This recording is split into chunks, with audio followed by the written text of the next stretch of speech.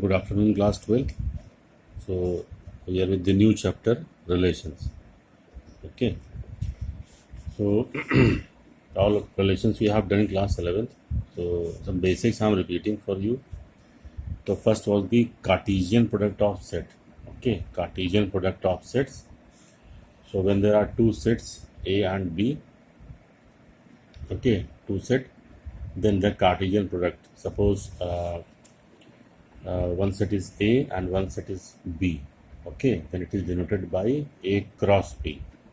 A cross B defined such that A comma B, this is the ordered pair, such that A belong to A, the first element A belong to A, second element B belongs to B. Okay, so this is your Cartesian product. And now if A cross B is equal to 5, okay, the empty set, if A cross B is equal to 5, then if it is only considered if A is equal to 5 or B is equal to 5. Okay, now see, if A is equal to 1, 2, B is equal to 3, 4, then the Cartesian product will be equal to see, it is 1, 2, 3, 4. So first take all the elements with 1, then with 2, that is 1, 3, 1, 4, 2, 3, 2, 4. Okay, so this is the Cartesian product. Now come to relation. Okay, so in general way talking means mathematically, so if A and B be two sets, okay, if A and B be two sets, then a relation from set A to set B is a subset of A cross B. A subset of A cross B means there will be many, if you take out the subset C, if you are here and we take only 2, okay, only 2, so this will be a subset of A cross B. So this will always be a subset of A cross B. Okay, so R is a relation from A to B, implies that R is a subset of A cross B. Okay,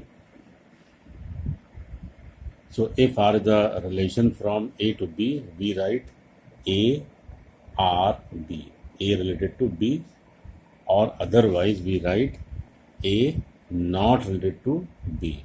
Okay, so now this is next thing, domain of R. So domain of R denoted by dom R. So if R relation from A to B, then the set of all the first component of R. Okay, all the first component of R is called the domain of R, and the second component will be called as the range of R. So see, if we have a relation here, R is equal to 1, 2, 3, 4, 5. So 1, 3, 5 will be called the domain of R, and 2, 4, 6 will be called as range of R. Okay, this is your domain and range. Now see, types of relation. So this is a void relation. Okay, means if you are not getting any relation, then it is known as void relation. So see, for a set A, then phi is also a subset of A cross A. Okay, A cross A means on itself. So phi is a subset of A cross A is called empty or void or null relation on set A. Okay, so let's see, if A is equal to 1, 2, 3, 4, 5, then an RB relation defined by R is equal to AB such that A minus B is equal to 12. Okay, and you can see from here that take any two element, their difference will not be equal to 12. Okay, 1 minus 4, 1 minus 2, 2 minus 3, 3 minus 4, 4 minus 5 will be getting empty set here. No, nothing belongs to this set relation. So we called R as empty set. R will be empty. So R is called a void relation. Okay, R is void, or is null, or R is empty, are the same thing. Then is the universal relation. Okay, so universal relation, see, we know that if a set is A, then A cross A will always be a subset of A cross A. Okay, and so it is a relation also on A. This relation is called the universal relation on A. Okay, In other words, a relation R on set A is called universal relation if each element of A is related to every element of A. Okay, each element of A is related to every element of A. It should have relation with every element. Now see, let R be a relation on A. This is A set is 1, 2, 3, 4. Then define a relation by AB belonging to R such that modulus A minus B greater than equal to 0. Modulus of A minus B greater than 0. Now you can see, suppose you see here, mod of 1 minus 2 will be greater than 0. Mod of 2 minus 1 will be greater than 0. Mod of 2 minus 3, 1 minus 4, 2 minus 4, 1 minus 3, 1 minus 4. All the modulus will be greater than 0. Okay. So here every element is linked with the every element of set A. So this type of relation is called universal relation. Okay. Now see void relation. Void relation is the smallest relation on A. Just remember this. These things are asked in the exams in 1 mark question. So the void relation is the smallest relation and the universal relation is the largest relation on a given set A. Okay. So next is identity relation. This is also important. So relation I denoted by IA is equal to AA such that A belongs to A. Okay. So this is called identity relation. So means the relation, identity relation means that every element of set A will be related to itself only. Okay, just remember, every element of set A will be related to itself and none of the others. Okay, see, if we have A is equal to 1, 2, 3, then R1 will be 1, 1, 2, 2, 3, 3. Okay. See, so 1 is related to 1, 2 with 2, 3 with 3. So this is a identity relation. Now see next one, 1, 1, 2, 2. Okay, so 3 is here but 3 is not here. So this will not be a identity relation. Similarly see here, 1, 1, 2, 2, 3, 3. Okay, are there, but 1, 3 is also there. Okay, so means 1 and 3, these are different. So this will not be an identity relation. Just remember, this has a concentric difference with the reflexive relation also.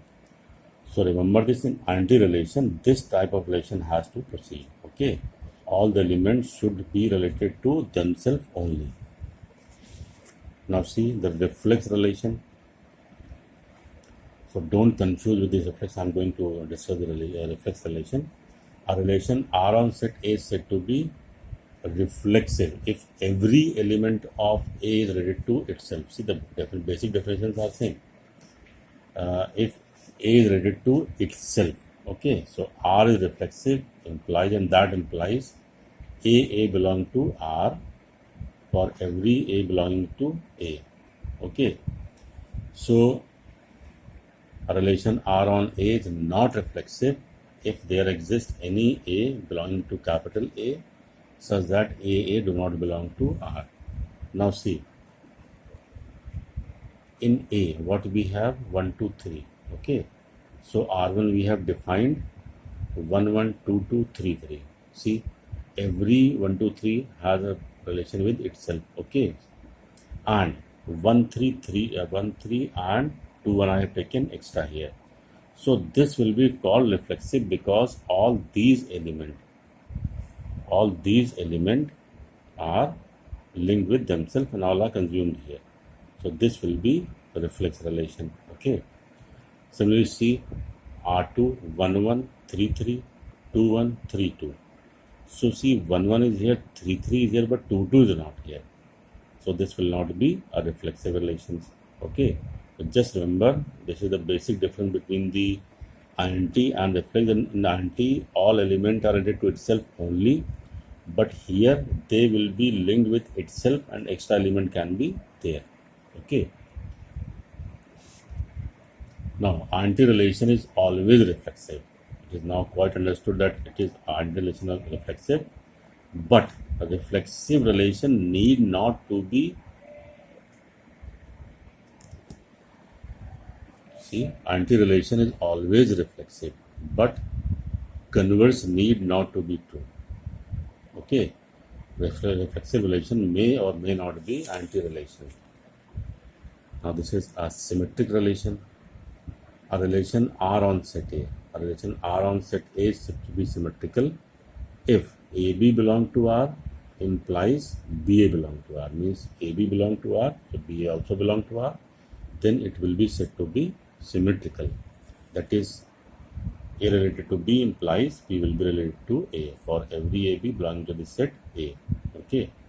So identity and universal relation are symmetric. Both identity and universal relation will be symmetric. Now see, A is equal to 1, 2, 3, 4.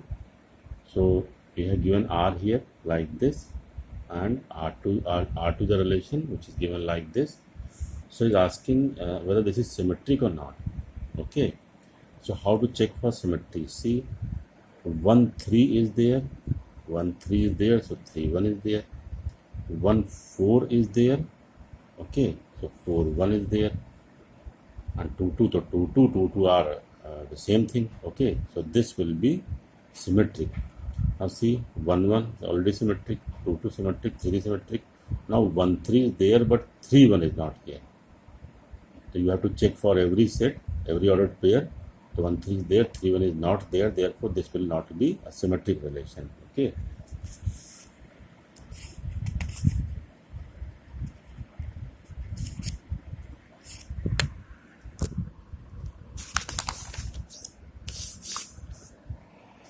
Now next comes the transitive relation. This is very important. So relation R on A is said to be transitive if AB belong to R and BC belong to R. See, the second component of first ordered pair and first component of second ordered pair are equal. So AB belong to R, BC belong to R will imply that AC belong to R. Okay, then the relation will be said to be transitive.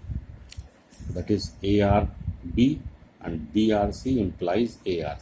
Okay, for every ABC belonging to A. So here identity and universal relations on set A are said to be transitive.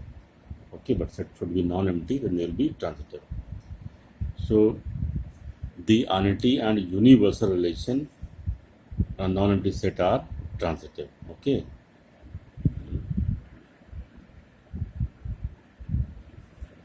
2 times I have written. So now we come to equivalence relation. Okay, a relation on set A is said to be equivalence if it is reflexive, okay, it is symmetric, and it is transitive also. So if a relation is having all these properties, means it is reflexive and symmetric and transitive, then it is called an equivalence relation. The question comes exam in generally that prove that the relation is equivalent. So you have to prove all these 3 properties here. Okay, children, this is easier but a bit confusing. So I'll advise you to go through the notes properly. Okay, see, and basically you'll be getting some point of differences. Children often are confused with the reflex relation and identity relation. Okay, reflex and identity relation. So don't be confused. Just remember what is identity relation. Every element should be related to itself only. That will be identity. No extra element should be there. And in reflexive relation, all the elements will relate to itself, and some other element will be also added to the set of relation. So that will be the reflex relation, right? So go through this, and I have given one ASM also. Just see whether you can do it or not. So next session we'll be doing some questions on this, so that will make the thing more clear. Okay, thank you.